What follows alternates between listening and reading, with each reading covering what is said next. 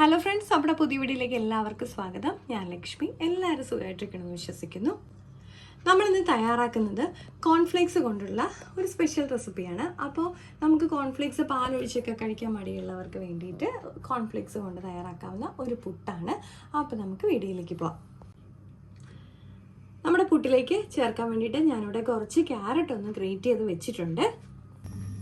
നമ്മുടെ പുട്ട് തയ്യാറാക്കാനായിട്ട് ഞാനിവിടെ കുറച്ച് കോൺഫ്ലേക്സ് എടുത്ത് വെച്ചിട്ടുണ്ട്. നമുക്കിനി ഇതൊന്ന് ചെറിയ തീയിലിട്ട് ഒന്ന് ജസ്റ്റ് ഒന്ന് ഡ്രൈ റോസ്റ്റ് ചെയ്തെടുക്കാം.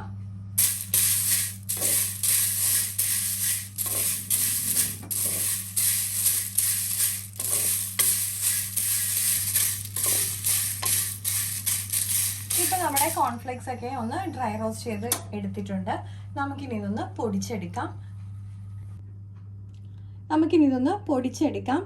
ഭയങ്കര ഫൈനായിട്ട് പോകരുത്. നമുക്ക് ചെറിയൊരു തരി ആയിട്ടിരിക്കുന്ന പരുവത്തിന് വേണം ഒന്ന് പൊടിച്ചെടുക്കാനായിട്ട്. നമുക്ക് പുട്ടിന് ആവശ്യമുള്ള ഉപ്പൊന്ന് ഇട്ട് കൊടുക്കാം. ലേശം ഒന്ന് പഞ്ചസാര ചേർത്ത് കൊടുക്കാം. നമുക്കിതിലേക്ക് ലേശം പാലൊന്ന് ഒഴിച്ചു കൊടുക്കാം.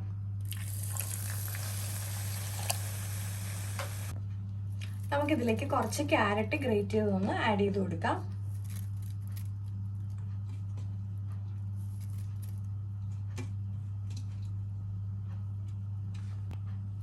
നമുക്ക് ഈ സമയത്ത് കുറച്ച് തേങ്ങയൊന്ന് ചേർത്ത് കൊടുക്കണം.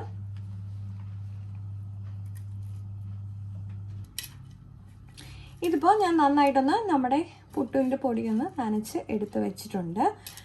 നമുക്ക് ഇപ്പോൾ പാലൊഴിച്ച് വേണ്ട എന്നുണ്ടെങ്കിൽ, നമുക്ക് വെള്ളം ഒഴിച്ച് വേണമെന്നുണ്ടെങ്കിലും ഇതുപോലെ ഒന്ന് പുട്ടിൻ്റെ പൊടി നനച്ച് എടുത്താൽ മതി. നമ്മൾ കുഴയ്ക്കുന്ന സമയത്ത്, നനച്ചെടുക്കുന്ന സമയത്ത് ചെറിയ കട്ടയായിട്ടുണ്ടെന്നുണ്ടെങ്കിൽ ജസ്റ്റ് ഒന്ന് മിക്സിയിൽ ഒന്നുകൂടെ വേണമെന്നുണ്ടെങ്കിൽ ഒന്ന് അടിച്ചെടുത്താലും മതി കേട്ടോ. നമുക്കിനി ഇതൊന്ന് ആവിയിൽ വേവിച്ചെടുക്കാം.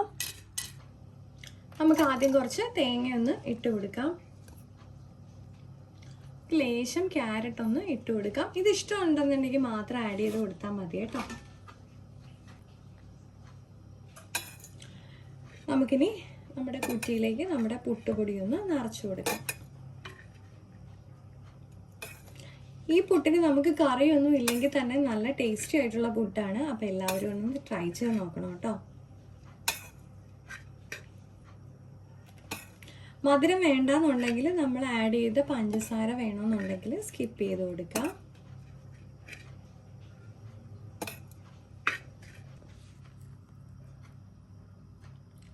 നമുക്ക് മുകളിലായിട്ട് കുറച്ചുകൂടെ ഒന്ന് ക്യാരറ്റ് ഇട്ട് കൊടുക്കാം.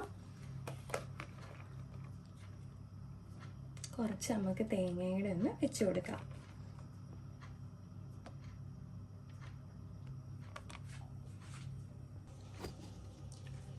നമുക്കിനി ഇത് ആവി കയറ്റാനായിട്ട് വെക്കാം.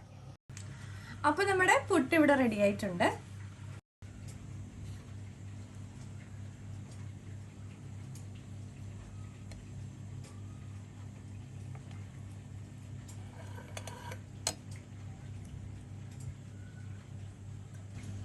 അപ്പം നമ്മുടെ ഹെൽത്തി ആയിട്ടുള്ളതും ടേസ്റ്റി ആയിട്ടുള്ള പുട്ട് ഇവിടെ റെഡി ആയിട്ടുണ്ട്. അപ്പോൾ എല്ലാവരും ഒന്ന് ട്രൈ ചെയ്ത് നോക്കണേ. ലൈക്ക് ചെയ്യാനും ഷെയർ ചെയ്യാനും കമൻറ്റ് ചെയ്യാനും മറക്കല്ലേ.